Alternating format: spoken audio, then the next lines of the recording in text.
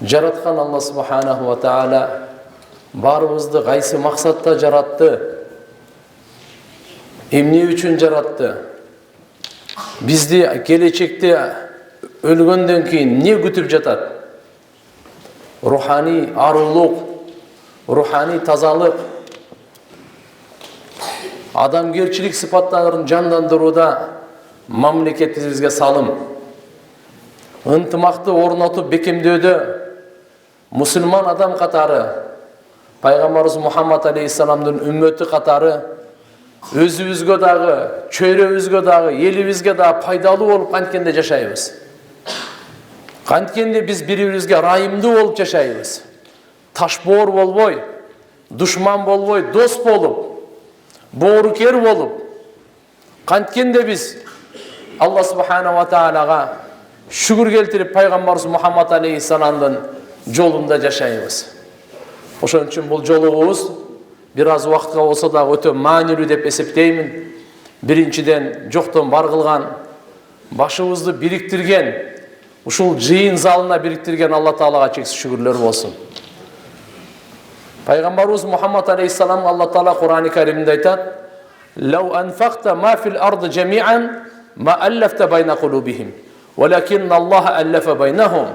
Эй Мухаммад, эгерде сен жер бетиндеги канча байлык болсун, сарптай турган болсоң, сахабалардын башын бириктире алмак эмессиң. Адамдардын, элдин башын бириктире алмак эмессиң. Бирок Алла алардын жүрөктөрүн бириктирди дейт.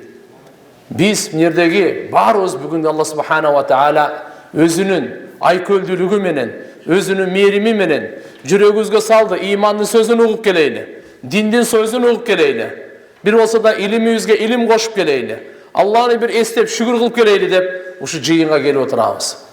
Мен сиздерди зиярат кылганыма кубанычтамын. Алдыңыздарда турганга сыймыктанамын. Жараткан Алла субханаху ва таала баарыбызга акыйкат жолду ак кылып көрсөтүп, ошол жолдо жашаганга жардам берсин. Алла субханаху ва таала элибизге ынтымак, мамлекетибизге тынчтык берсин. Туугандар, Кур'ани Каримде Алла субханаху ва таала Ат-Тагабун деген сүрө чүргөн. Ат-Тагабун деген сүрө бул кандай сүрө? Тагабун зыян тартуу деген. Тагабун деген зыян тартуу. Кыяматтын бир аты Далика яумут тагабун. Эртеге кыямат күнү өкүнүч, зыян тартат экен ар бир инсан. Капырларга, ыймансыздар, бузукулар, мунафык эки жүздүүлөр, алардын зыян тартканы анык эле. Мусулман жакшы адамдар дагы, аулиялар дагы өкүнүчтө болот экен. Эмне үчүн дегенде жакшы иштерди аз кылдым деп өкүнөт экен. Эмне үчүн мен жакшы сөздү аз сүйлөдүм? Эмне үчүн мен Куранды аз окудум? Эмне үчүн мен жакшы иштерди аз кылдым? Пайдалуу иштерди эмне үчүн мен аз кылдым деп өкүнөт экен. Яумул хасра, кыямат күндүн бир аты өкүнүч күн. Өкүнүч күн. Ал кандай өкүнүч күн? Алла субханаху ва таала баарыбызга бүгүн мүмкүнчүлүк берди. Өлгөнгө чейин мүмкүнчүлүгүбүз бар. Денебизден жан чыкканга чейин мүмкүнчүлүгүбүз бар. Жашообузду курганга, нурлаганга, элге пайдалуу болгонго, жакшылыктарды көп жеткиргенге, ахиретке даярданганга көптөгөн көп мүмкүнчүлүктөрүбүз бүгүн бар. Бирок эртеге Алла субхана ва таала бул мүмкүнчүлүктү алып койгондо, бүтүрүп койгондо адам баласы өкүнүчкө кабылат экен. Ал өкүнүч эч кандай пайда бербейт экен.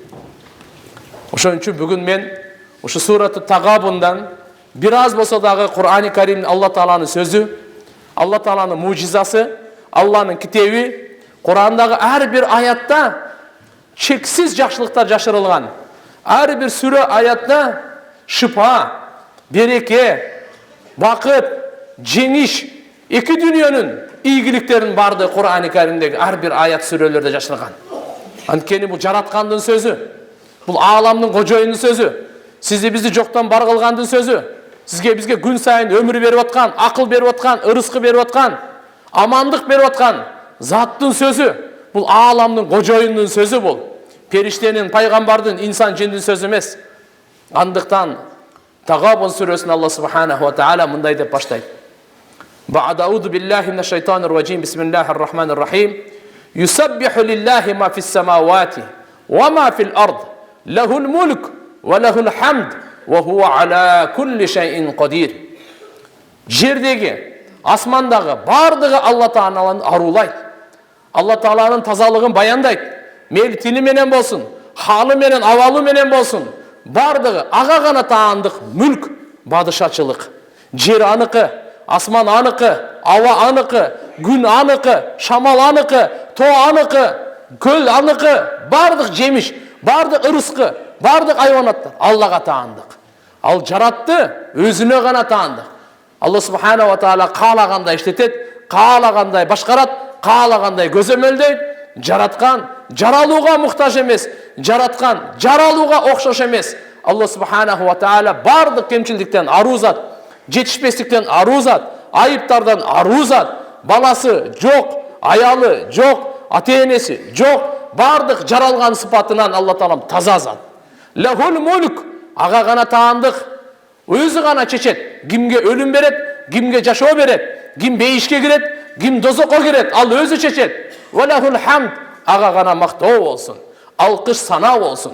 Ва хуа аля кулли шейин қадир, ал әрбір нәрсеге құдіреттүү, әрбір нәрсеге құдіреттүү Алла Субханаху ва Таала. Өліктен тирик чығар, тирүүден өлікті шығарғанға ал құдіреттүү. Бардық нәрсеге құдіреті жетет. Андықтан біз Алла Субханаху ва Таалаға баш ийип, мойын сынып, анын айтқанынан атқарып, айтқанынан шықпай, жақшылықтарды атқарып, жамандықтан тыйылышыбыз керек. Жамандықтан тыйылышыбыз керек. Алла боорукер зат. Алла Таала бизге адал кылып берди, бизге пайдабыз үчүн арам кылып койду. Биздин зыяныбызды эске алып, биздин бактысыздыгыбызды эске алып, бул арам, арамга таштабагыла. Арамга кол таштабагыла. Андыктан субханаллах, Алла Субхана ва Таала чын сүйлөгөнгө буйурду. Жалган сүйлөгөндөн тыйы салды. Адал жегенге буйурду. Арам жегенден тыйы салды. Адамдардын башын бирктире турган сөздү сүйлөгөнгө буйурду. Чагымчылыкка тыйы салды. Ушактаганга, гыйбат, ушактаганга бардын Алла Субхана ва Таала тыйы салды. Албетте жараткан Алла Таала Хуаллази халакакум фаминкум кафир ва минкум муъмин. Жаратты Алла Таала барыңарды. Барыңар жараткандан кийин сөзсүз барыңар Алла Таалага иман келтиришиңер керек эле. Бирок тилекке каршы силердин кээ бириңер капыр, кээ бириңер момун. Кээ бириңер иман келтирбеди. Сыноо дүйнөсүндө кээ бириңер иман келтирди. Алхамдулилlah, Алла Таала барыбызга иман берди. Алла Таала күн сайын иман берип атат. Бул Алла Таалага шүгүр кылышыбыз керек иман бергенине.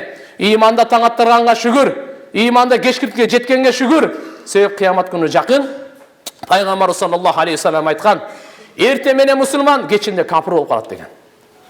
Кечинде мусулман болуп уктап, таң атканда капыр болуп калат деген. Ушундай күн келет деген. Кудайга шүгүр, алхамдулилlah. Бүгүн биз үй бүлө бала чакабыз аманда, мамлекетибиз аманда, ден соолугубуз жакшы, иманыбыз бар. Ошон үчүн ушул жерге келип отурабыз. İmandı sözünü uğaylı, imanımızı bekemdeyle, imandı çöyle kuraylı, imandı tarkataylı, imandı saktaylı, imandı bağlaylı, imandı barktaylı de oturabız. Allah Subhanahu wa Ta'ala. Wallahu bima ta'amaluna basir. Emi Allah Ta'ala, emni amal kılasılar görüp durat. Geç kurun mu, gündüzü mü, üyde mi, cumuşta mı, göçede mi, bazarda mı, kayırda gana, emni gana amal kılvaylı. Allah Ta'ala görüp durat. Emneni gana süylöböylü. Allah Taala mani ugup turat. Bizde ele emes. Huvallazi halakas semawati vel ard bil haq ve sawwarakum fa ahsana suwarakum ve ileyhil masir. Allah Taala жерди, асманды жаратты. Акыйкаттуулук менен жаратты. Жана силерге өң берди, түс берди. Эң чырайлы өңдү инсанга берди. Mahluklardan en sulu kılıp insandı. Siz qarаңыз maymuldu, qarаңыз çoçkonu, qarаңыз itti, qarаңыз mışıktı. Allah'ın öngtüsün şeklini qarаңыз, özünüzü qarаңыз. Allah aytat: "Vasawwarakum fa ahsana suwarakum." Sizlerge öngtüs berdi, en çıraylı öngtüs berdi Allah Subhanahu wa Taala. Ve ileyhil masir. Unutpagıla, bu dünyaya geldiňer, turuktu emessiňer. Bu dünya menen koştaşa turgan gün bar. Biri 100 yıldan keyin, biri 70 yıldan keyin, biri 40 yıldan keyin, biri 30 yıldan keyin, biri bir gün yaşayıp, biri 10 yıl yaşayıp, biri sözsüz ve ileyhil masir. Allah'a kayıtıp bara turgan gündü unutpagıla.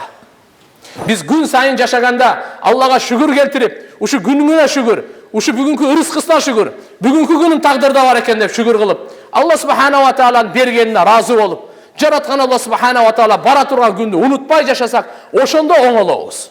Ошондо оңолобуз. Качан чакырат Алла өзү билет. Биз албетте мусулман, пайгамбар саллаллаху алейхи ва саллям бизге таалим берип үйрөткөн үмүт менен жашайбыз. Мейли 100 жыл жашайлы туугандар, 110 жыл жашайлы, жакшы жашайлы, көп балалуу болойлу, бай болойлу, кандай болду мейли. Бирок өлүмдү унутпай жашайлы. Өлүмдү унутпай жашайлы. Анткени Алланын чакырыгы. Бул Алла тааланын чакырыгы. Бул нафсини кордой турган, нафсини сындыра турган, адамды топук кыла турган, адамды ахиретке даярдай турган бул өлүмдү эстөө ибадат экен бизде. Деме Алла субханаху ва таала айтып атат бул жерде, мага келе турган күндү унутпагыла. Я'ламу ма фис самавати вал ард ва я'ламу ма тусирруна ва ма ту'линун валлаху алимун бидатис судур. Алла субханаху ва таала билет асмандагы нерселерди, жерде эмне болуп атат баарын билет. Жараткандан кийин билбей коё беле. Силер эмнени жашырып сүйлөп атасыңар, буну дагы билет. Эмнени ашкерага сүйлөп атасыңар, буну дагы билет. Ма тусиррун ва ма ту'линун. Алла Тааладан эч нерсе жашыруун эмес туугандар. Бардыгын Алла субханаху ва таала көрүп турат. Ошон үчүн ушундай жашайлы. 24 саат мен Алланын көзөмөлдөмүн. Алла Таала мени угуп турат, көрүп турат деп жашайлы. Валлаху алимун бидатис судур. Жүрөктөгү сырларды билет. Жакшы көрүп атасызбы, же жек көрүп атасызбы? Буну сырды билет Алла субханаху ва таала. Кимге ишенип атасыз? Кимден үмүтүңүз бар? Кимден коркуу бар? Жүрөктөгү сырды Алла субханаху ва таала барды билет. Келиңиздер бири-бирибизге болгон жүрөктөрүбүздү тазалайлы. Бири-бирибизге болгон жакшылык каалоону каалайлы. Пайгамбарыбыз саллаллаху алейхи ва саллям ушуну келип түшүндүрдү. Кур'андын аяты ушул болду. Бул адам баласын башкарган жүрөк. Биздин жүрөгүбүз оңолсо, өзүбүз оңолобуз. Өзүбүз оңолсок, аалам оңолот. Жүрөк бузулса, биз бузулабыз. Биз бузулсак, аалам бузулат. Ошон үчүн жүрөктү мухаббат менен толтурайлы, сүйүү менен толтурайлы, жакшылык менен толтурайлы, нурландырайлы, жек көрүүнү чыгарайлы, текеберликти чыгарайлы, көрө албастыкты чыгарайлы, арам ниетти чыгарайлы, жаман күмөндү чыгарайлы, көрө албас эки жүздүүлүктү жүрөктөн чыгарайлы, кек сактоону жүрөктөн чыгарайлы. Bunday жүрөк Аллага жакпайт. Пайгамбар Мухаммад алейхиссаламдын жүрөгү кандай жүрөк эле? Эң нурланган, иманга толгон жүрөк, эң таза жүрөк. Алла Таала айтып койду: "Yawma la yanfa'u malu wa la banun illa man atallah bi qalbin salim." Эртеге кыямат күнү бала чакаң сага пайда бербейт, мал мүлкүң пайда бербейт, эч нерсе пайда бербейт. Андан үмүтүңдү үзүп кой. Бала чакаңдан, мал мүлкүңдөн үмүтүңдү үзүп кой. Сага пайда бере турган нерсе ал күнү illa man atallah bi qalbin salim. Ким мага таза жүрөк алып келсе, ошол пайда берет дейт. Таза жүрөк алып келе турган, жүрөктү тазалаганга азыр мүмкүнчүлүгүбүз бар. Эгерде өлүм келип калса, жүрөктү тазалабай, бирөөгө кир кармап, бирөөгө жек кармап, бирөөгө кек кармап, ушул өтөн кете турган болсо, бул кир жүрөк туугандар. Кир жүрөк текеберлик менен өтүп кетпейли. Көрө албастык менен өтүп кетпейли. Жүрөгүбүздө бири-бирибизге өч, бири-бирибизге душмандык болуп өтүп кетпейли. Ага чейин жүрөгүбүздү тазалайлы. Пайгамбар саллаллаху алейхи ва саллям Анас разияллаху анху айткан: "Я бунайя, эй уулчагым Анас, ин qadarta an tusbiha wa tumsiya wa laysa fi qalbika ghishun li ahad faf'al dalika min sunnati." Эй Анас, уулчагым Алас, 10 жыл пайгамбарыбызга кызмат кылган эле. Бир жолу дагы эмне үчүн мындай кылдың, эмне үчүн тигиндей кылган жоксуң деп урушкан эмес экен. Анас разияллаху анху пайгамбарыбыз айтат: "Уулчагым Анас, эгерде күчүң жетсе, эртементен кечке чейин, кечтен таң атканга чейин ушундай абалда өткөрүү, жүрөгүңдө бир дагы адамга жамандык каалоо жок. Анда ушуга мээнет кылгын, фаштахид, мээнет кылып ушундай кылгын." Бизде туугандар, жүрөктө бирибизге дагы жамандык каалабайлы. Бирөөгө дагы зыян каалабайлы. Бирөөгө жамандык каалабайлы. Пайгамбарыбыз ушуну үйрөтүп атат. "Уулчагым Анас, залика мин суннати." Бул менин сүннөтүм деди. Мен алып келген жолум деди. Жүрөктө бир дагы адамга кек, бир дагы адамга жамандык каалабаган, бул менин сүннөтүм. "Фаман ахабба суннати фақат ахаббани, ва ман ахаббани кана маия фил жанна." Ким менин сүннөтүмдү жакшы көрсө, яни амила биха, ким ошого амал кылса, ал мени жакшы көрүптүр. Мени жакшы көрсө, бейиште мен менен бирге болот деди. Туугандар, биз бейиште пайгамбарыбыз менен бирге болгонду кааласак, анда пайгамбарыбыздын сүннөтүнө амал кылайлы. Пайгамбарыбыздын сүннөтүн жакшы көрөйлү. Пайгамбардын сүннөтү кайсы экен? Жүрөктү таза кармайлы дейт. Жүректі таза қармайлы. Эмне үчүн? Wallahu alimun bidati sudur. Allah жүректерді билүүчү. Yawma tubla sarair. Эрте кыямат күнү жүрөктү ачат экен Алла Таала. Сырлар ачылат экен. Жүрөктөгү сырлар ачылат. Wa hussina ma fis sudur. Жүрөктү бир сыкканда ичинде эмне бар ачылат. Кимге ишеним бар? Кимдин мухаббаты бар? Кимден коркуу бар? Кимден үмүт бар? Алла субханаху ва тааладан гана. Алла субханаху ва таала Кур'ани Кариминде ушундай аяттар менен сиздерге биздерге айтат. Алам я'тикум набау аллазина кафару мин qabl фадaqu вабал амрихим ва лахум азабун алим. ذلك بأنهم كانت تأتيهم رسلهم بالبينات فقالوا أبشر يهدوننا فكفروا وتولوا واستغنى الله والله غني حميد. Эмне аларды келбедиби? Капырлардын булар мурда олтурган кабарлары. Алар капырлыгын себебинен, арамдыгын себебинен, жаман иштеринин себебинен кесепетин, даамын тартышкан. Жанчыдагыс аларга азап бар. Жанчыдагыс аларга азап бар. Аларга келе турган болсо пайгамбарлар бил байинат, русулун бил байинат, мужизаларды алып келсе, алар айтат экен да, қалу абашару яхдунана. Эмне бизге ушул инсан туура жолду көрсөтө турган болуп калдыбы деп. Анан не кылсын? Факафару вастагнау. Алар кафырлык кылды. Ватаваллау. Жүз үйрүштү эле. Вастагналлах. Алла Тааладан муктаж эмес. Валлаху ганиюн хамид. Алла субханаху ва таала ал бай, муктажсыз жазат.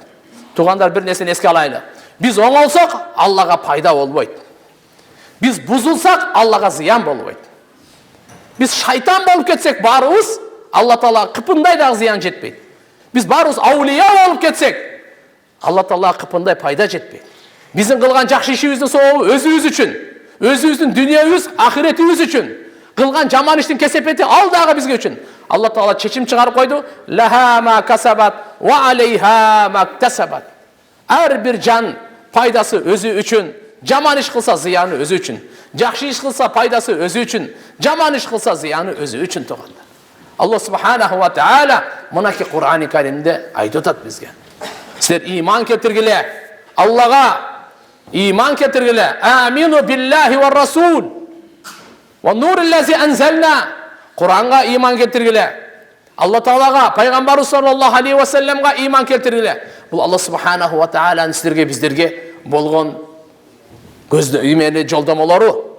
Ва ма асаба мин мусибатин илля би иднилlah. Кандай болбосун бизге кайгы жетип калса, кыйынчылык жетип калса, бул Алла Тааланын каалоосу менен болот.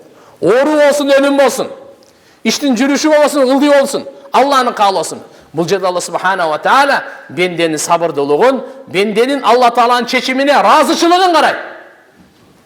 Ва ма ю'мин билlah яхди қалба. Ким Аллага иман келтирсе, Алла Тааланын жүрөгүн, Алла субханаху ва таала жүрөгүнө хидаят берет. Мындайча айтканда, сабырдуулукка хидаят берет. Мындайча айтканда, Алланын тагдырына разы болгонго хидаят берет. Бул Алла субханаху ва таала. Валлаху би кулли шайин алим. Ар бир нерсени Алла Таала билүүчү. Ва атиуллах ва атиур расул. Аллага баш ийип жашагыла. Пайгамбар Мухаммад алейхиссаламга баш ийип жашагыла. Алла субханаху ва таала баш ийүү, пайгамбарыбызга баш ийүү райымдуу жашоонун кепили. Караңыздар, биз бирибизге качан райымдуу болуп жашайбыз? Качан биз бирибизге мээримдүү болуп жашайбыз? Буга Алла Таала Кур'анда айтып койгон атиуллах ва атиур расул лааллакум турхамун. Аллага баш ийип жашагыла, пайгамбарыбызга баш ийип жашагыла, силер мүмкүн райым кылынарсыңар, силерге райымдуу жашоо берилет. Алла субханаху ва таала бизди чыныгы инсан болуп жашасын дейт. Пайдалуу болуп жашасын дейт. Пайгамбар саллаллаху алейхи ва саллам, Аллаху акбар, чыныгы мусулман ким деди эле? Не деди? Ал муслим ахул муслим, мусулман мусулманга бир тууган. Ал муслим ман салим ал муслимуна мин лисанихи ва яди. Чыныгы мусулман анын тилинен, анын колунан башка мусулмандар аман болсо, башка мусулмандар саламатта болсо, мына чыныгы мусулман дейт.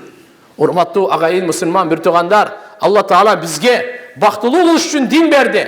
Дүйнөнү сыноо үчүн берет, бакыт үчүн эмес ал. Биз адашып калбайлы. Мансап болсун, байлык болсун, нерсе болсун, буюм болсун, мунун баардыгы сыноо үчүн, бакыт үчүн дин. Кул дагы бактылуу боло алат. Кул дагы бактылуу боло алат. Бадыша дагы бактылуу боло алат. Эркек дагы, аял дагы, кембагал дагы, бай дагы айырмасы жок Алла субханаху ва тааланын алдында. Алла субханаху ва тааланын алдында. Ошондуктан Алла Таалам Кур'ани Каримде Хужурат сүрөсүндө жарыя кылып койгон. Я айюханнас, адамдар, инна халакнакум мин дакари ва унста. Биз силердин баарыңарды бир эркек, бир аялдан жараттык. Бир адамдан эсен бир Хава энебиз. Биз дүйнөдө канча адамдар, баарыбыздын атабыз бир. Баарыбыздын энебиз бир. Бир атанын балдарыбыз, бир эненин балдарыбыз. Мейли ал кореец, японец болобу, мейли европеец, африканец болобу, мейли американец, орус болобу, мейли өзбек, тажик, казак болобу, баардык адам болсо болду. Анын баардыгынын атасы бир. Бир атаданбыз. Ва адам мин тураб, атаңар топурактан деп койгон пайгамбар саллаллаху алейхи ва саллям. Албетте, ва жаалнакум шууба ва кабаила литаарафу. Жана силерди ар кандай эл кылып, улут кылып, уруу кылып жаратып койдук. Эмне үчүн? Литаарафу. Бири-бириңерге сыймыктаныш үчүн эмес, бири-бириңерди басмырлаш үчүн эмес. Мен кыйымын, жок. Литаарафу. Бири-бириңерди тааныш үчүн. Бири-бириңерди жакшылыкка чакырыш үчүн. Бири-бириңерди маданияты, тилиңерди, урп-адатын билип, бири-бириңерди кадырлап, бири-бириңерди жакшылыкка чакырып, жакшылыктарды, баалуулуктарды бөлүштүрүш. Ошон үчүн мен силерди ушундай кылып улуттарды уруу кылып койдум. Инна акрамакум индаллахи аткакум. Албетте сыймыктанам десең, улутуң менен эмес, урууң менен эмес, мансабың менен эмес, акчаң менен эмес, күчүң менен эмес, бала чакаң менен эмес, суруулугуң менен эмес, сыймыктанам дей турган болсоң, таквалыгың менен. Инна акрамакум индаллахи аткакум. Аткакум. Силердин эң урматтууңар, эң сыйлууңар, эң бактылууңар Алланын алдында эң такваңар дейт. Алладан коркконуңар, күнөөлөрдөн арылганыңар, күнөөлөрдү таштаганыңар. Мына ушул эң урматтуу Алла Тааланын алдында эң таква экен. Тугандар, таква деген не? Кандай сиз оттон качасыз? Чаян. Кандай сиз мынакей жылаандан качып өзүңүздү сактагандай, кудум ушундай күнөөлөрдөн өзүбүздү сактайлы. Күнөөлөрдөн өзүбүздү сактайлы. Мейли ал кандай гана күнөө болбосун. Ички дүйнөнүн күнөөсү, сырткы дүйнөнүн күнөөсү болсун, арак ичүү болсун, мейли наркотик колдонуу болсун, уурулукпу, кандай гана күнөө болбосун тугандар. Булардын бардыгынан зынабы, арамкорлукпу, бирөөнү кемсинтүү, бирөөнү жаман көрсөтүү, бирөөнүн абирине кол салуу, бирөөнү шерменде кылуу, бирөөнүн карикатурасын чыгаруу, мусулмандардын башын кагыштыруу, кумар ойноо, кандай гана болбосун, бул арамдардын бардыгынан сактануу, ушунун аты таква. Жүрөктө текеберликтен сактануу, ушунун аты таква. Көр албастыктан сактануу, ушунун аты таква. Күнөн, сырткы күнөөдөн да, ички күнөөдөн да сактануу, бул таква. Канчалык ушулардан биз таза боло турган болсок, ошончолук Алланын алдында даражабыз экен. Адамдын баркы, наркы, баасы Алланын алдында улут уруусу менен, акча байлыгы менен эмес. Алланын алдында сыпаты менен, Алла Тааланын алдында таквасы менен. Пайгамбар саллаллаху алейхи ва саллям адамзаттын эң улуусу, эң акылдуусу, эң боорукер, эң жоомарты, эң баатыры. Адамзаттын эң бактылуусу, эң Алла Тааланын алдында сүйкүмдүүсү. Калай калктын эң улуусу, ыйыгы бүткүл ааламга мээрим болуп жиберилген пайгамбар Мухаммад алейхиссалам 2 күн катар курсагы тойгон жок го. 2 күн катар курсагы тойгон жок. Ошондуктан Алла Кур'анда буйрук берип атат: "Фаттакулла мастата'тум васма'у ва ати'у ва анфиqu хайран ли анфусикум ва ман юqa шухха нафсихи фа улаика хумул муфлихун." Силер колуңардан келишинче таквалык кылгыла. Фаттакулла мастата'тум, колуңардан келишинче күн сайын биздин жашообуздан арам чыксын тугандар. Арамды чыгарайлы жашоодон. Жашообузду биз нурлайлы, адал менен нурлайлы, намаз менен нурлайлы, кайрымдуулук менен нурлайлы, жумшак сөз менен нурлайлы, меймандостугубуз менен нурлайлы, дуаларыбыз менен нурлайлы, чын сүйлөгөн менен нурлайлы, кичпейилдигибиз менен нурлайлы, ынтымагыбыз менен нурлайлы. Жашообузду биз пайгамбарыбыз алып келген нурлуу амалдар менен нурлайлы. Фаттакуллаха мастата'тум. Колуңардан күчүңөрдөн келишинче арамдан сактангыла. Ва ати'у васма'у, Алланы уккыла. Ва ати'у, Аллага баш ийгиле. Ва анфиqu, кайрымдуулук кылгыла. Алланын жолунда сарптагыла. Хайрул ли анфусикум, силердин өзүңөргө пайда бул. Субханаллах. Тиги дүйнөгө кеткенден кийин адам аттин кылат экен, Алладан сурайт экен. Не деп? Я Алла, кайтарчы бу дүйнөгө дейт экен. Неге? Мен бир садака кылып анан кайра келейин дейт экен. Эмне үчүн алымдар айтат, садака кылып келейин деп атат. Бул жака келип намаз окуп анан келейин деген жери жок. Орозо тутуп анан келейин деген жери жок. Садака берип анан келейин деп атат, деп жатат. Эмне үчүн десе, тиякта садаканын соогун көрдү да дейт. Тиякта садаканын соогун көрдү да дейт. Намаз аркылуу адам жеке өзү оңолсо, зекет аркылуу коомчулук оңолот. Зекет менен качан биздин байларыбыз кембагалдарды караганда, качан биздин байларыбыз кембагалдарга берген зекеттерин милдет кылбай, мойнундагы фарыз деп билип, ошолордун баардыгын бере турган болсо, коомчулук, жалпы элибиздин социалдык дейбизби, экономикалык дейбизби, жашоо тиричилиги дейбизби, Алла субхана ва таала ушундай кылып койгон. Намаз аркылуу өзүң оңолосуң, зекет аркылуу коомчулук оңолот. Эгерде байлар кембагалдарга берип турса, кембагалдар байларды жакшы көрөт.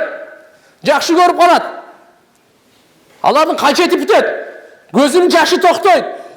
Жетимдер бар, жесирлер бар, инвалидтер бар, кембагалдар бар, муктаждар бар. Булардын баардыгын Алла субханаху ва таала зекетти байларга ва атуз зака, зекетти бергиле деп фарыз кылып койду.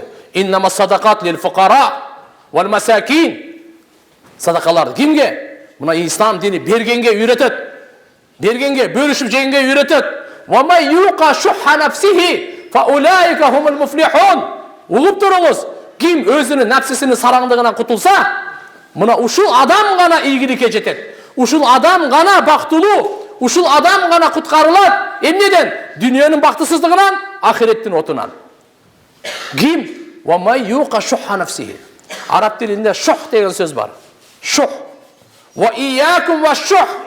Пайгамбарыбыз айткан, сараңдыктан силер сактангыла. Жомарт болгула. Кичине болсо да садака бергиле. Bir сындырып нан болсо садака бер. Bir курма болсо да садака бер. Bir курманын жартысынча болсо да садака бер. Пайгамбарыбыз айтты: "Ваттакун нар валау бишик тамратин." Дозоктун отунан өзүңдү куткарып кал. Bir курманын сыныгынчалык садака берип болсун. Ва иллам яжид фа би калиматин тайyiba. Эгерде bir курманы сыныгынча да таппасаң садакага, анда жакшы сөз сүйлөп өзүңдү садака кылып тур, дозоктун отунан куткарып кал дейт. Тугандар, келиңиздер жакшы сөз сүйлөйлүчү. Келиңиздер бири-бирибиздин жүрөгүбүзгө жага турган сөздү сүйлөйлү. Бири-бирибиздин жүрөгүбүздү ренжитпейли. Бири-бирибиздин артыбыздан шубабайлы. Ислам дини бизге сизге ушуну үйрөттү. Пайгамбарыбыз айтты: "Ман кана ю'мин биллахи вал яумил ахир, фалякул хайран ау лияскут." Ким Алла ахиретке иман келтирсе, сүйлөсө жакшы сөз сүйлөсүн, болбосо унчукпай эле койсун. Жакшы сөз сүйлөсөк, өзүбүзгө пайда, ага пайда, ахиретибизге пайда. Жаман сөз сүйлөсөк, өзүбүзгө зыян, буга зыян, коомчулукка зыян, ахиретибизге зыян. Агай мусулман бир туугандар, мынакей исламда, динибизде, араб тилинде бухул деп коет, сараңдык. Бул мал мүлктөн сараңдык кылганды бухул деп коет. Бахил дейт. Ал эми шух дегени бул жалпы экен да. Насаат сурасаңыз насаат айтпайт, сараң. Учурашсаңыз саламга алеге албайт, сараң. Bir ой сурасаңыз ойын айтпайт, сараң. Билим сурасаңыз билимин бөлүшпөйт, сараң. Опыт тажрыйбасын бөлүшпөйт, сараң. Ушу мен эле. Ислам дини буну каралаган. Ушуну шух деп коет. Эми вамай юқа шухха нафсихи фа улайка хумул муфлихун. Алла субханаху ва таала Тагабун сүрөсүндө айтат: ким өзүнүн жанын, мындайча айтканда, нафсисинин сараңдыгынан куткарып алса, ушул адам бактылуу дейт. Ошон үчүн пайгамбарыбыз саллаллаху алейхи ва саллам ажвадун нас. Кана Расулуллах саллаллаху алейхи ва саллам ажвадан нас ва ахсанан нас ва акалан нас ва ашжаан нас. Пайгамбарыбыз адамзаттын эң берешени эле. Мухаммад алейхиссалам адамзаттын эң берешени, туу чокусунда, берешендүүлүктүн туу чокусунда биринчи Мухаммад алейхиссалам турат. Акылдын эң туу чокусунда биринчи Мухаммад алейхиссалам турат. Мына пайгамбар саллаллаху алейхи ва саллам айтты: алган колго караганда берген жакшыраак. Ошон үчүн иншалла биз сөзсүз туугандар, биз эң биринчи эң жакындарыбызды, туугандарыбызды ал абалын карап жашайлы. Ошолорго жардам берип жашайлы. Бу садака берип жашайлы. Садака берүү жаман өлүмдөн куткарат экен. Бизге кандай өлүм бир учурда эле келет. Нары бери болбойт. Бир жерде эле келет, бу чечилген. Бирок маселе кандай келет? Жакшы келеби, жаман келеби? Жакшы өлүм дагы бар, жаман өлүм дагы бар. Садака пайгамбар саллаллаху алейхи ва саллям айткан, жаман өлүмдөн сактайт деген. Кыямат күнү адам баласы өзүнүн садакасына жараша көлөкөдө болот. Өзүнүн садакасына жараша көлөкөдө болот. Демек биз туган пайгамбар саллаллаху алейхи ва саллям айтып атат. Бул мал кандай дагы жакшы байлык, эгерде ушу аркылуу ахиретин курса дейт. Ахиретин курган бул байлык жакшы байлык деп мактады. А болбосо берки иннама амвалукум ва ауладукум фитна. Бала чакаңар дагы, мал мүлкүңөр дагы фитна. Кандай фитна? Сыноо. Фитнанын мааниси иптила. Бул сыноо деген сөз. Аллах субханаху ва таала сынайт экен. Ким аял бала чакасы менен, мал мүлкү менен аралашып жүрүп, Аллахнын өкүмүн унутпай аткарып жүрөбү? Же аял бала чакасы мал мүлкү деп берилип кетип, Аллахны эстен чыгарып коёбу? Аллахнын өкүмдөрүн эстен чыгарып коёбу? Мына сыноо. Валлаху индаху ажрун азим. Аллахнын алдында ким бала чака менен, мал мүлк менен жашап дагы Аллахны унутпай, Аллахнын өкүмүн унутпай, Аллахнын өкүмүн талкалабай, Аллахга башип, Аллах көрсөткөн буйруктарды аткарып жашаса, валлаху индаху ажрун азим. Аллахнын алдында эбегейсиз буга сооп бар. Улуу сооп бар Аллах субхана ва тааlanın алдында буга. Андыктан урматтуу мусулман бир туугандар, келиңиздер бүгүн биз намазыбызды Аллахнын укугунда дагы зулумду кылбайлы. Бенделердин укугунда дагы зулумду кылбайлы. Аллахнын укугунда зулумду кылбаганы Аллага ширк келтирбейли. Жараткан Алла Тааладан үмүт менен, Алладан коркуу менен, шүгүр менен жашайлы. Шүгүр бул өтө чоң Алла субханаху ва тааlanın нематы. Шүгүрсүздүк шайтандан. Бүгүн биз Аллах акбар, бардык үйдө бүгүн дастаркон бар. Бардык үйдө бүгүн жылуу. Бардык үйдө бүгүн нан бар. Бардыгыбыздын кийимибиз бүтүн. Алхамдулилла, bundan улуу дагы бир сооп, мамлекетибиз аман. Үй бүлө бала чакабыз аман. Пайгамбар саллаллаху алейхи ва саллям айтат: "Ман асбаха минкум аминан фи сирби, муафан фи бадани, индаху куту яуми, кааннама хуйизат лаху дуния." Силердин ким бирөөңөр таң аттырса үй бүлөсүндө амандыкта, ден соолугу жакшы болсо, бир күндүк рызкысы болсо, бүткүл дүйнөнүн бадышасы болгондой дейт. Үч нематты пайгамбарыбыз айтып атат. Эгерде үй бүлө бала чакаңыз аманбы? Так, экинчиси ден соолугуңуз жакшыбы? Кулагыңыз жакшы угуп атат, жүрөгүңүз жакшы согуп атат, манжаларыңыз жакшы иштеп атат, баары ден соолугуңуз жакшы. Бир күндүк рызкысы болсо дейт, бүгүнкү күн, эртеңки күн жок. Бир күн индаху яуму кут. Бир эле күндүк куту яуми, бир күндүк рызкысы болсо, бул бүткүл дүйнөнүн бадышасындай дейт. Андыктан урматтуу агайын мусулман бир туугандар, каниет менен жашайлы. Аллага шүгүр кылып жашайлы. Шүгүрсүздүк кылып жашабайлы. Шүгүрсүздүк Кур'ан-ы Каримде канут деген сөз менен айткан. Иннал инсана ли раббихи лаканут. İnsan özünün Rabbisine öte şükürsüz deydi da. Kanut degen ne dese alımlar aytat, Allah bergen nematты aramga işletүү deydi. Allah Taala sizge kichine akça verdi sizge. Uşunu aramga işletpeğiz. Uşunu aramga işletpeğiz. Birön ayverin tökkөнгө zakaz berbeğiz, taksır. Uşunu araka işletpeğiz. Uşunu kazino işletpeğiz. Uşunu israfga işletpeğiz. Allah'ın bergen nematın aramga işletүү, bunun adı kanut. Kanut bunun adı. Allah sizge densoluk berdi. Şu densolukta aramga işletpeğiz. Allah sizge akıl verdi. Akıldı aramga işletpeğiz. Aramga işletpeğiz. Bol olsa kanut bol kalas. Şükürsüz. Şükürsüzlerde Allah subhanahu wa ta'ala ne deydi? Bu şeytanların kuralı deydi. Şeytan ant içken, Allah'a ant içken. Ya Allah, sen ululuğuna ant. Men bendеңди алдынан, артынан, оң жағынан, сол жағынан азғырамын. Жиынтығында бендеңди шүгүрсүз табасың деген.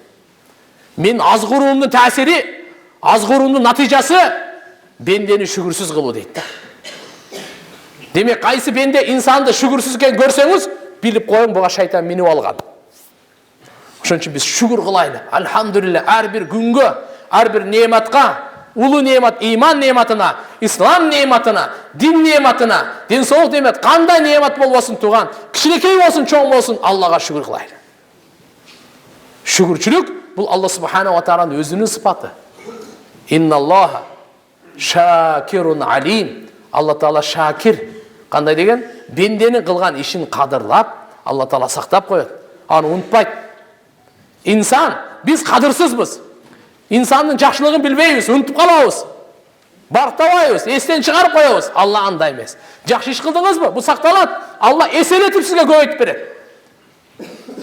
Шүкірдің пайдасы, неғмат қалады, екіншіден көбейеді. Қалып еле қалмайды, ал көбейеді дағы. Ла ин шакартум ла азиданнакум. Егер шүкір қылсаңар, мен сіздерге көбейтіп беремін дейді Алла Тағала. Сондықтан иншалла пайғамбарларға Алла Тағала бұйрық берген. Кум мина шакирин.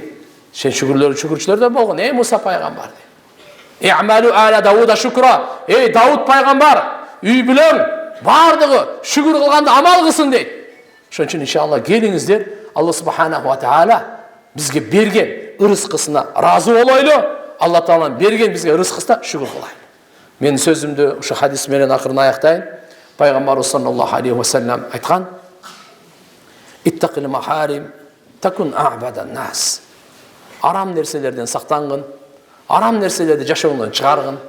Адамдардың ең жақшы қиын ибадат көйі сен боласың. Ең ибадаттың ту чоқысында сен боласың. Арамды жашауыңдан шығар, болды. Варда бима қассамалла такун агнан нас. Алла субханаху ва тағала саңа бөліп берген қанша нәрсе берсе, ошоға разы бол.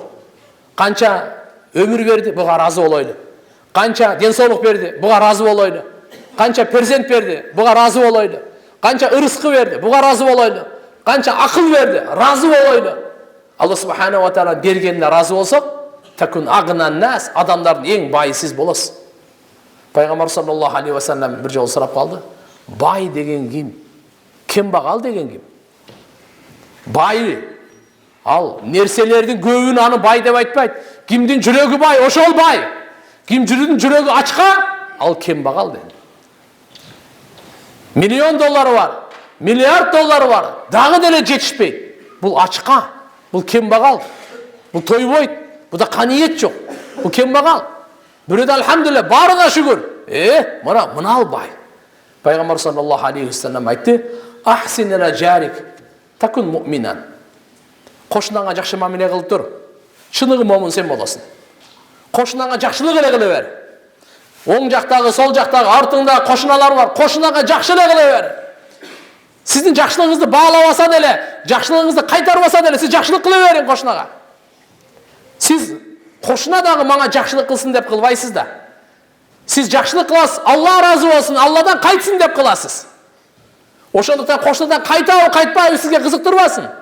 Ал ақылы болса қайтарады, жақсылықпен қайтарыш керек.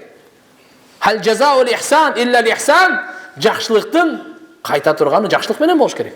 Біреуге салам айтты, салам айтыңыз. Учырашты, учырашыңыз. Белек берді, белек беріңіз. Құрсаңыз тоғызыңыз. Сізге қызмат қылды, сіз де қызмат қылыңыз. Мындай емес. Қош көңіл болып не анда безразличный болмаш керек. Біз алхамдулилля Мұхаммад алейхиссаламдың үмметіміз. Біздің алдымызда Құран бар, біздің алдымызда дин бар, біздің алдымызда хадис бар, біздің алдымызда жол бар, біздің алдымызда насаат бар, біздің алдымызда мақсат бар, біздің алдымызда бейіш бар, біздің алдымызда Алланың жардамы бар. Андықтан қошынаға біз жақсылық қылайлы. Қошынауыз бізден рахат тапсын, бізден пайдауыз ғана жетсін. Қошына бізден вообще ойланбасын. Қошына ошон үшін айтады: үй алардан мұрда қошынан ал. Ұзақы тоғаннан жақынғы қошына қырғыз бекерде айтқан емес мұны. Қошынан ақысы өте чоң тоғандар. Пайғамбар саллаллаху алейхи ва саллям айтады: қошынаның ұқығы ушунчалық Жабраил періште алып келер, мен ойлап қалдым, мүмкін ұшы мұрасқа шерик болуы екен бе деп. Мұрас қорлыға қошына шерик болып қалауы деп ойлағанмын дейді. Біреуінің бір нәрсесін ұрдаса бір күні, қошынаныңқын ұрдаса 10 күні. Біреуінің бір тоғын ұрдаса бір күні, қошынаныңқын ұрдаса 10 тоғын ұрдағанын күрес жазылады. Біреуге жамандық қылдыңыз бір күні, қошынаға жамандық қылдыңыз 10 күні. Ошон үшін пайғамбар саллаллаху алейхи ва саллям айтқан: егерде қошына болса бір ақысы бар, мұсылман болса 2 ақысы бар, туған болса 3 ақысы бар. Бұның мағынасы қандай? Қошынаңыз мұсылман емес. Қошынаңыз мұсылман емес. Ошонда бир акысы бар, ага жамандык кылбаңыз. Сиздин жамандыгыңыздан көчүп кетип калбасын да. Сизден жакшылык болсун. Мусор таштабаңыз. Бала чакасын тияка кокусу кою же болбосо уyu же тоого өтүп кетсе жыга чаппаңыз. Жок. Кошуна мусулман эмес болсо да бир акысы бар. Эгерде мусулман болсо кошуналык, экинчиси мусулманчылык. Эки акысы бар. Эгерде бул сиздин тууганыңыз болсо кошунаңыз, анда 3 акысы бар. 3 акысы бар. Кошуналык да акысы бар, тууганчылык да акысы бар. Мусулманчылык да акысы бар, 3 акысы бар. Ошон үчүн пайгамбарыбыз айтып атат: "Ахсин иля жарик такун муъминан." Кошунаңа жакшы мамиле кыла бер, чыныгы момун сен болосуң. Иманды сен айтсак болот. Иманды деп сен айтсак болот дейт. "Ва ахибба лин-нас ма тухиббу ли-нафсик такун муслиман." Адамдарга жакшы көр. Жакшы көр. Эмне нерсени өзүңө жакшы көрсөң, адамдардын баары да ошону жакшы көр. Чыныгы мусулман сен болосуң. Адамдар деди, мусулмандар деген жок. "Ва ахибба лин-нас ма тухиббу ли-нафсик такун муслиман." Адамдардын баарына, бардык адамзатка биз жакшылык каалайлы. Бардык адамзатка өзүбүз жакшы көргөндү аларга жакшы көрөйлү. Ошондо ана биз мусулман болот экенбиз. Мына пайгамбарыбыз айтат: чыныгы мусулман, үлгүлүү мусулман, суктана турган мусулман сен болосуң. Качан биз адамдарга өзүбүзгө жакшы көргөн нерсени жакшы көрсөк. Адамдарга бүткүл алам болбоду дегенде кыргызстандыктарга жакшы, өзүбүзгө жакшы көргөн нерсени жакшы көрөйлү. Улутка бөлүнбөй, урууга бөлүнбөй, жамаатка бөлүнбөй, партияга бөлүнбөй, көчөгө бөлүнбөй, мектепке бөлүнбөй, айыл, аркыбыз, беркибиз болбой, биз адам болойлу, мусулман болойлу. Өзүбүзгө жакшы көргөндү жакшы көрөйлү. Пайгамбарыбыз айтып атат. Пайгамбар саллаллаху алейхи ва саллям доорунда исламды кабыл алганда байат деп коет, кол берип, ант менен исламды кабыл алат эле. Ширк келтирбеймин, намаз окуймун, арам жебеймин, зына кылбаймын, кумар ойнобоймун, зекет беремин. Анан бирөөсү ушул болот эле. Бардык адамдарга жакшылык каалаймын деген. Ушул шарт менен, пайгамбар ушул шарт менен, макулбу, колду бер. Колду бер, исламга кирдиңби? Мусулмансыңбы? Бардык адамдарга жакшылык каалайм деп колду бер дейт эле. Мына. Караңызчы, бизде кандай баалуулуктар бар? Кандай берметтер бар? Биз ошобузду унутуп калдык. Бирок биз бири-бирибизге бүгүн эскертип, бири-бирибизге эстетип, ушуга иншалла кол кармашып, чогуу жакшылыктарды бөлүшөйлү, чогуу ийгиликке жетейли, чогуу бейишке кирейли, бири-бирибизге жардам берейли, жакшылыкта, такыбалыкта жардам берейли, күнөөдөн сактанганда жардам берейли, бири-бирибизге боорукке райымдуу болойлу, пайдалуу болуп жашайлы. Мына пайгамбар саллаллаху алейхи ва саллям улуу насааты. Акыркысы мындай дейт: "Вала туксиру дихк, фа инна касрата дихк тумитул калб." Көп эле күлө бербе деди да. Көп күлбө деди. Күлөт бираз. Ыржалаңдап эле болор болбогон нерсе күлүп эле, каткырып эле, көп күлбө деди. Анткени көп күлгөн жүрөктү өлтүрөт деди. Бир риваятта келет, жүрөктү өлтүрөт, жүздөн сүрдү кетирет. Алла субханаху ва таала мынакей пайгамбар саллаллаху алейхи ва салламдын ушундай улуу насааттарын сиздерге биздерге берди. Андыктан урматтуу агай мусулман бир туугандар, биз ушул мажлисибизден, жыйыныбыздан бир жыйынтык менен турайлы. Кудай кааласа бир ниет менен турайлы, бир тооба менен турайлы туугандар. Кудай кааласа канча жашоом калды мен билбейм. Канчага жашообузду дагы билбейм. Эч ким билбейт, эч ким жашоосун, туурабы? Бирок калган жашоомду, Алла, ушуну мен таза өткөрөм деп ниет кылайлы. Калган жашоомду, Алла, мен бирөөгө зулумдук кылбайм. Бирөөгө мен зулумдук кылбайм деп, залым болуп жашабайлы. Мазлум болуп жашасак мейли, жашайлы. Бирөөгө зулумдук кылып эмес, бирөөнүн зулумдугуна чыдап жашаган ушу жакшыраак. Бирөөгө зулумдук кылып жашагандан көрө, бирөөнүн зулумуна чыдап жашаган жакшыраак туугандар. Ошон үчүн бирөөнүн мал мүлкүн тартып албайлы, бирөөнүн канын төкпөйлү, бирөөнүн айбирин төкпөйлү, бирөөнүн намызын төкпөйлү, бирөөнүн айыбын ачпайлы, бирөөнүн айыбын таркатпайлы тууган. Наоборот, колдон келеби, айыбын жашырып коюңуз. Ушунчалык эле жаманбы? Элдин алдында шерменде кылбаңыз. Жекеме-жеке барып айтыңыз. Бетке айтыңыз, аркасынан айтпаңыз. Бетине айтыңыз, бирок жекеме-жеке айтыңыз. Жек көрүп айтпаңыз, жакшы көрүп айтыңыз. Ошондо анан жамандыктан арылат. А биз кантебиз? Аллаху акбар. Биз каяка кетип атабыз? Ойлонойлу. Алдыбызда эмне күтүп атат? Ойлонойлу. Пайгамбарыбыздын осуятын унутуп калып жашайбызбы? Пайгамбарыбыздын жашоосун унутуп калып жашайлыбы? Жок. Биздин башчыбыз бар. Биздин жетекчибиз бар. Биздин үлгүбүз бар. Лакад кана лакум фи расулиллахи усватун хасана. Чындыгында силерге Мухаммад алейхиссаламда эң чырайлуу үлгү деди. Түздөнө турган, карай турган Мухаммад алейхиссалам бар туган. Мынакей пайгамбар саллаллаху алейхи ва салламды нурлуу жашоосун, ошого нурланайлы. Пайгамбарыбыздын нурлуу жашоосуна эрчейли. Аркасынан аз болсо дагы кыймыл аракетибиз ошого карап жашайлы. Элибизге көбүрөөк дуа кылайлы. Азыр мынакей урматтуу мэр айтып кеткендей, алдыда келе жатат. Мамлекеттик чоң иш чара, буга кош көңүлдүү болбошубуз керек. Эмне болсо ошо болбой, бирин этин бири жебейби? Жок. Мен лам яхтам би умури муслимин фалейса минна. Ким мусулмандардын ишине кош көңүл болсо, пайгамбарыбыз менден эмес деп койгон.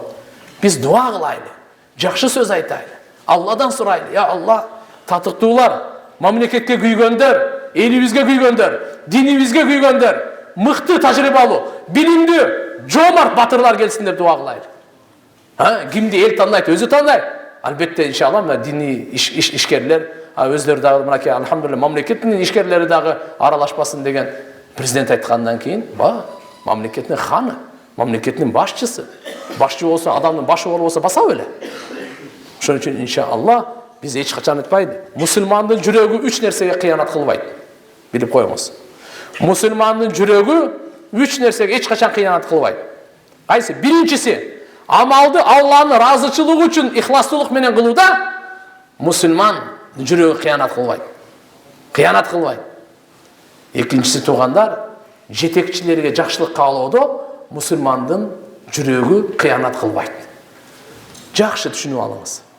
Мейли биздин айыл өкмөт болсун, мейли биздин аким болсун, мейли биздин мэр болсун, мейли биздин губернатор болсун, мейли биздин өкмөт башчыбыз болсун, мейли биздин жогорку кеңештин ким министр болсун, жетекчилерибиз, мейли падышабыз, президентибиз болсун. Аларга мусулмандын жүрөгү кыянат кылбайт дейт. Неде? Жакшылык каалоодо. Сөзсүз жакшылык каалаш керек деген сөз. Мынакей исламдын тарбиясы кандай? Ошон үчүн иншалла ыймандуулук менен биз баарын жеңебиз, ыймандуулук менен баарыбызга жетишебиз, ыймандуулук менен ынтымагыбыз калат, улутубуз уруттай калат. Анткени ыймандуулук тыюу салат зынаны, бөлүнүп жарылганды, арамды, жалкоолукту бардыгына тыюу салат. Пайгамбар саллаллаху алейхи ва саллям ыйман менен сарандык бир жүрөктө болбойт. Ыйман менен ыйман кетсе, уятсыздык келсе, ыйман кетет дейт. Ошон үчүн бул экөө эгизек бир туугандай дейт. Ошон үчүн иншалла биз жаштарыбыз уяттуу болсун, кыздарыбыз уяттуу, намуздуу болсун. Биздин иншалла эркектерибиз белдүү, баатыр, намуздуу, аялдарыбыз алхамдулилlah кыздарыбыз бардыгы намуздуу, уяттуу болсун. Ушуга ыйман чөйрөсүн түзгөнгө биз аракет кылайлы, мээнет кылайлы, оңолгонго кадам таштайлы. Элибизде дагы мүмкүн болушунча өзгөчө жаштарыбыздан ушулардын мамлекетибиздин түркүгү, биздин келечегибиз, жаштарыбыз иншалла ыймандуу космонавттар чыксын, ыймандуу инженерлер чыксын, ыймандуу врачтар чыксын, ыймандуу жетекчилер чыксын, ыймандуу бизнесмендер чыксын, бирөөгө кыянат кылбаган, ыймандуу, арамдан таппаган, арамга сарптабаган, ыймандуу, ахиреттин көздөгөн, элин ойлогон, мына жүрөгүндө патриоттун жалыны күйүп турган, мынандайлар бизден чыксын туугандар. Ошого иши чыкпай койбойт. Бул тарбия, бул мээнет, бул эмгек. Ушун иншалла баарыбыз ушул жерде отурганыбыз ниет кылайлы. Кудай кааласа иншалла таза жашоону ниет кылайлы. Ынтымак жашоону ниет кылайлы туугандар. Боорукер жашоону ниет кылайлы. Бирибизге пайдалуу болуп жашайлы. Мен шеригиме зыян болуп, кошунама бир залым болуп жашабайын. Мен ушу элиме кыянатчыл болуп жашабайын, пайдалуу болуп жашайын. Ибадаттарыбызды дагы, мамилелерибизди дагы, мүнөздөрүбүздү дагы, каалоолорубузду дагы пайгамбарыбызга карап түздөйлү. Жашообузду түздөйлү. Түнүбүз, күнүбүз, бардыгыбыз пайгамбар саллаллаху алейхи ва саллям эң акылдуу инсан, эң таза жолду көрсөткөн, эң бактылуу жолду көрсөткөн. Алла субханаху ва таала баарыбызды кабыл кылсын. Көп дуа кылайлы. Бекеринен айтылбайт. Жамгыр менен жер көгөргөндөй, дуа менен эл көгөрөт туугандар. Ошон үчүн иншалла элибиздин келечеги дуа менен, Чын жүректен дуа кылайлы, шектенип дуа кылбайлы, бекапар болуп дуа кылбайлы, туганчылыкты үзүп дуа кылбайлы, арам жеп дуа кылбайлы, болбосо дуа кабыл болбойт. Туганчылыкты үзбөйлү. Бүгүн ушундай. Аллаху акбар. Шаарда угуп калабыз.